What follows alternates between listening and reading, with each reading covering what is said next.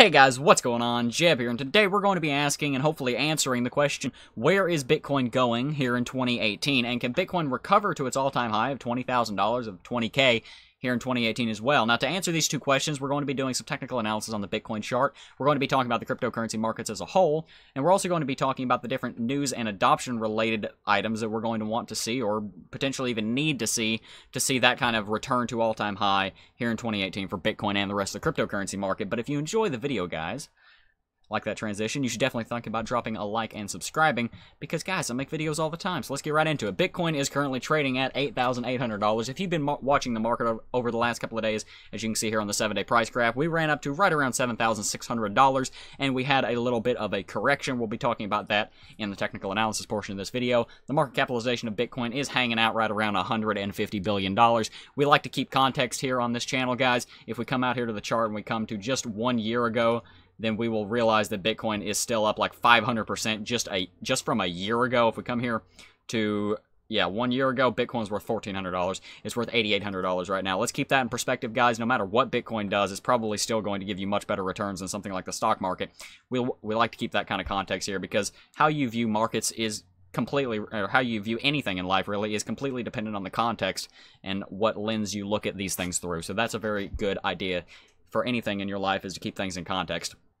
Bitcoin's market capitalization is, of course, $150 billion. Something interesting to keep in mind is that Bitcoin's dominance is dropping, as a lot of the valuation in cryptocurrency is moving into the altcoins. Part of that's because a lot more altcoins are coming out, a lot more altcoins are getting more developed, and Bitcoin isn't really developing a whole lot. Now, Lightning Network and other Layer 2 solutions are coming online, but there is a lot of development continuing to go on in the altcoin space, even though we've been in a bear market. And a lot of people are also liking to put some more of their valuation, more of their portfolio into these altcoins, because they're higher risk investments, but they're also higher reward investments. Many of these altcoins were worth a hundredth of what they are right now just a year ago, and a lot of people are expecting that something similar could happen in the next year, and I'm certainly one of them as well. If you've seen some of my older videos, you will know that I think that also. The market capitalization of cryptocurrency is just under $400 billion. Now, the all-time high for this is around $830 billion, as we'll see here on the chart. If we come out here to 1 year, then we'll be able to see this. As you can see, we ran all the way up here. This is the market capitalization of all of the cryptocurrencies. We ran up to right around $820 billion, excuse me. The one thing to keep in mind up here, this is back in mid-January. This is after Bitcoin had peaked, and this is when Ethereum was peaking. Ethereum peaked in the first 2 weeks of January. Bitcoin peaked halfway through December, so there were two different all-time highs there, which was kind of interesting. So the market continued to run. This was Bitcoin's peak, and then the altcoin market was a couple weeks behind and decided to peak out about 2-3 weeks later. One thing to keep in mind on this chart is also, as you can see me scrolling through here, we saw a $70 billion day here in early January, and right now we're happy to see a $30 billion day in volume. I'm speaking of, I should specify. It's good that the volume is continuing to recover, because if you see this chart down here, these bars right here represent volume. Volume has been tapering off over the last several months as the Bitcoin market and the cryptocurrency market has been tapering off as well. If we look here on the chart, then we can see that Bitcoin was at, or not Bitcoin, sorry, the altcoin market, sorry, not the altcoin market, the cryptocurrency market as a whole topped out right around $800 billion, and it retraced all the way back to $250 billion, which is still a very large number to us mere mortals. But as far as markets go, that's actually not a very large market. As you can see, we are getting a little bit of a recovery, and we've gone all the way up to about $400 billion, where we're hovering right around now. Let's see, is there anything else we want to talk about here? Oh yeah, let's mention this. Bitcoin just recently had its 17 millionth Bitcoin mined. Now, guys, there will only ever be just under 21 million Bitcoins mined, and there are some people that will argue on the exact date that that'll happen, but it'll happen somewhere in the 2140s. So having only 4 million Bitcoin to go is very interesting. I'll do an entire other video about the mining process, but that is something interesting to look into. If you're not totally sure about how new Bitcoins are created, you should definitely understand that, because you got to understand your fundamentals, guys, if you're going to be into cryptocurrency. All right, let's jump onto the chart here. Let's talk about the long-term history. Then we're going to talk about this little run-up that we saw here, and then we'll finally get to answering the question that I posed at the beginning of the video, because we need a little bit of background so that we can actually answer that question. That's why we're doing this. Bitcoin, as we know, had a very, very good run in 2018. A lot of people at the beginning of 2017. A lot of people at the beginning of 2017 were predicting like, oh my gosh, Bitcoin's going to go to $3,000. And everybody was like, what? Your Bitcoin's going to go to $3,000? And they said, no, that's impossible. Bitcoin won't go to $3,000. So, of course, Bitcoin went to $3,000. And as we saw back here in, what was this, June, excuse me, we ran up to $3,000. We pulled back to $1,800. And then after that, we ran to $5,000, pulled back to $3,000, ran all the way to $20,000. And this was right around where the channel started. The Bitcoin market absolutely exploded. And something to keep in mind, guys, is that the market just could not handle this kind of run-up. There was not enough adoption, there was not enough technological development, there was not enough users in the cryptocurrency space to warrant a $20,000 Bitcoin. There just weren't. This was overinflated. I'm sorry, some people are going to flame me for that, but it was very much overinflated, and we can obviously see that in the bear market that ensued. If it wasn't overinflated, we probably would have bottomed out somewhere around $10,000, and right now we're trading below $10,000. That's not to say that I'm not a big fan of Bitcoin, and I don't think it's going to go very far in the future, but we got a little ahead of ourselves. We started FOMOing, and as you can see, we had nothing but green candlesticks for a month and a half here, starting in mid-November and ending in mid-December, so about a month, actually, when we peaked out at $20,000. We do have a very important uptrend here. Let's define this also while we're here. That has a pivot point down here at 1,800, a set point down here at 3,000, and a touch down here at 6,000. And then also in this bear market, we saw we're seeing kind of a W pattern form. We saw what you could argue is a double bottom at about $6,300. We had a bottom here at $6,000 and over here at about $6,400. But if you're on the day chart, this does kind of look like a W pattern, so that's something to keep in mind. It's nice because it looks like a double bottom, which gives us very strong support at $6,000 in case we ever go back there. I don't think we ever are, though. Let's zoom in and see what's going on here lately. What we saw recently is we saw a very nice little run up all the way up here, and we got resistance here on this 200-day moving average. Now, I talked about this in a video a little while ago, is that we were either going to get resistance at $10,000 or at this 200-day moving average, and it turns out it was the 200-day moving average. This is a very important moving average. We want to get above that. We want to use that as support, to build support, to continue on to higher levels. I do think that we'll end up breaking that in the next week or two, probably before then, because Bitcoin always moves faster than I think it does.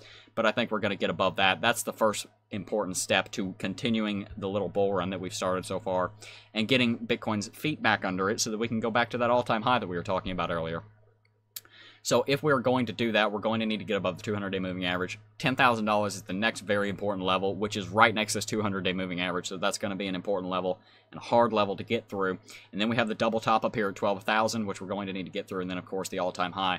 If you follow the channel, I'll be keeping you up to date on all of those different levels of resistance as we approach and pass through them.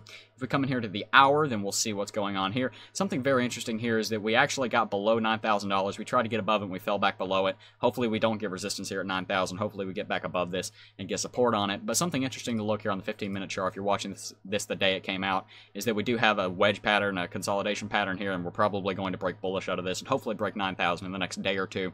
Hopefully that gives you guys some valuable trading help. One thing to keep in mind also on the day chart, and then we'll jump into those questions I asked, is that Bitcoin did hit overbought here on the RSI. We hit 70 on the RSI, and we're having a little bit of a retracement, so I wouldn't be surprised if we broke bearish out of that, actually, and probably came back here to around 8,000, maybe hit this uptrend that I talked about earlier and got support on it, so that we could continue on and reset the RSI a little bit, because RSI needs to cool off. We don't want it this high. You can't really start a bull market when you're already 60 on the RSI. All right, so where is Bitcoin going in 2018? I definitely think that we're going bullish, guys. I want to get that out of the way. First and foremost, I think that just about everything bad that could have happened to Bitcoin, short of someone breaking the SHA-256 encryption algorithm, has happened here in the first part of 2018. Q1 of 2018 saw the most drastic bear market that Bitcoin has ever seen percentage-wise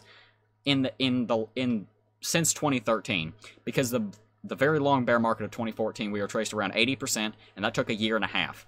This market, we were traced 70% in the span of about 2.5 months. So this was one of the most drastic bear markets that has ever happened to Bitcoin, and in turn, the rest of the cryptocurrency market. This is a very, very, it's not anymore. It's good because it weeded out a lot of people with weak hands in the market. So congrats to you if you're still in the market. It means you have very strong hands. But this means that the market has been flushed. Just about everything bad that could have happened to Bitcoin is behind us now. Now, I shouldn't say that because I'm going to jinx it, but a lot of the bad things that could have happened to Bitcoin are behind us. BitConnect going under, that was a big thing in the market. That happened right around here at a really bad time when we were trying to get support on the 100-day moving average. That was a really bad timing for that. There's a lot of bad stuff back here that happened, and a lot of it's behind us now. Something that we're going to need to see going into the rest of 2018 is we're going to need to see a lot of adoption coming into the market, because a lot of the people that got into the market with the idea of making a ton of money, and of course at this point those guys are gone. So the only people left are people like us who actually believe in the technology, and also the people that are left in the market are us, where number one on our priority list is the technology, and number two is the Lambo. The people that want the Lambo and then the technology are gone. Those people are most assuredly gone by now. They've lost all their money. But like I said, just about everything bad that could have happened to the cryptocurrency market has more or less happened. Now, that's not to say that anything bad can't happen in the future. It definitely can. Governments can try and crack down on Bitcoin, but I don't think that's going to happen in the way a lot of people think it's going to happen. Something to keep in mind is that we need to keep adoption going. We need to get other Layer 2 solutions, and actually these wouldn't be Layer 2 solutions, but other applications, other infrastructure like BitPay and LightPay. Those were two very important bridges from cryptocurrency into the real world, which didn't really work. Either of them didn't really work. BitPay isn't getting acceptance, really. It's not really getting adoption, and we all know what happened to LightPay. LightPay is no longer a thing. It would be very nice to see something like that come out so that cryptocurrencies are able to interface with already existing infrastructure in payment solutions, in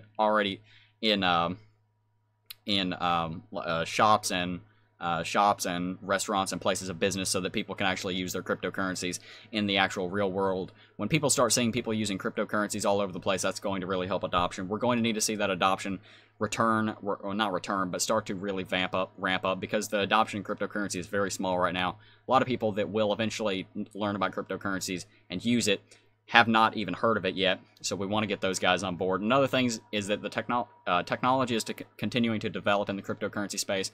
A lot of projects are continuing to develop even though the bear market is going on, so we are getting a little bit of a...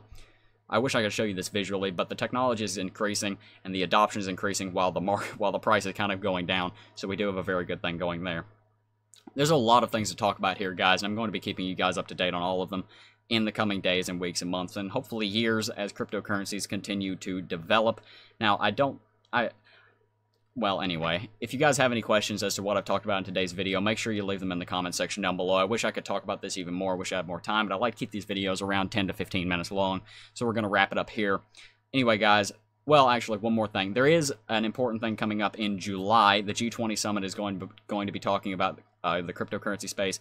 The G20 is of a group of financial... It's an organization with the top 20 economies on the planet, on Earth. They come together and they talk about different things financially related, and they're probably going to be talking about... They've already said they're going to be talking about different things relating to cryptocurrency regulation, so hopefully we get some good news out of that. That's another important thing to look out for. But anyway, guys, that's going to do it for this video. I want to thank each and every single one of you for watching, and as always, if you have any questions, leave them in the comment section down below, and I will try to get to each and every single one of you. Thank you all for watching, and I will see you in the next video. Peace.